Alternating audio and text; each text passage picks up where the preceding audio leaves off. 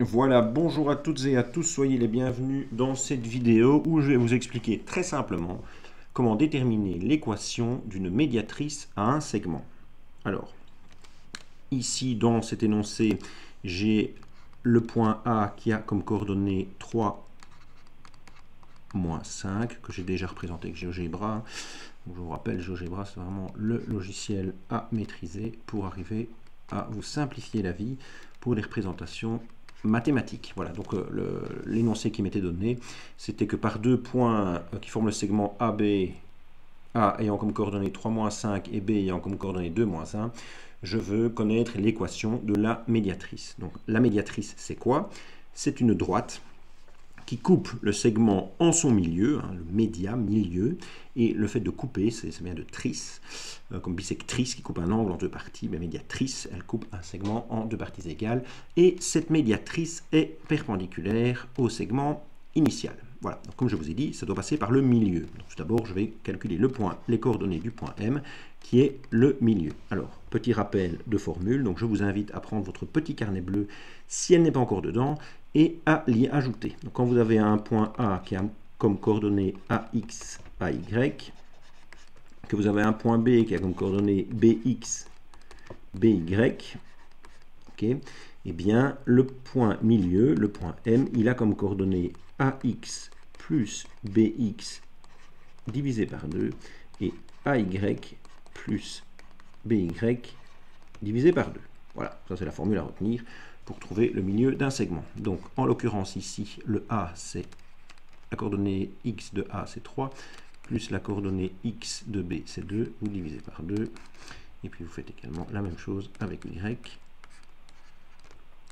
Voilà, vous divisez par 2, et vous allez trouver les coordonnées de votre point M, qui seront en l'occurrence 5 demi, qui vaut 2,5, et également moins 3. Voilà, donc très bien, on a trouvé la coordonnée du point M.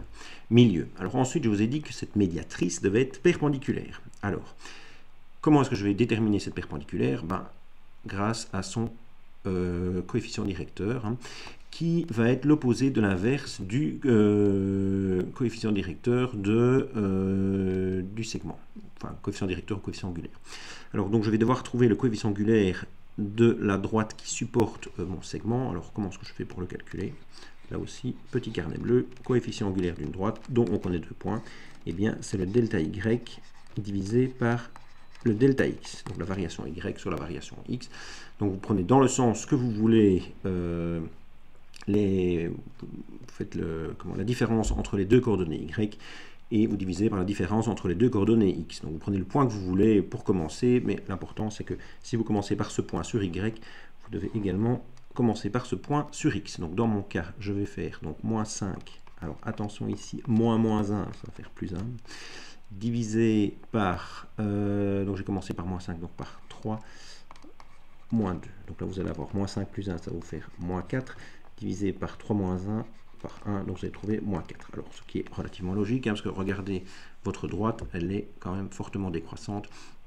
Et d'ailleurs, vous pouvez même voir que par le point B, vous avancez de 1, vous descendez bien de 4 pour arriver sur le point A. Donc, le coefficient angulaire moins 4 est clairement validé. Alors maintenant, si je veux le coefficient angulaire de la perpendiculaire, eh bien, il est égal à moins 1 sur le coefficient angulaire de la première droite.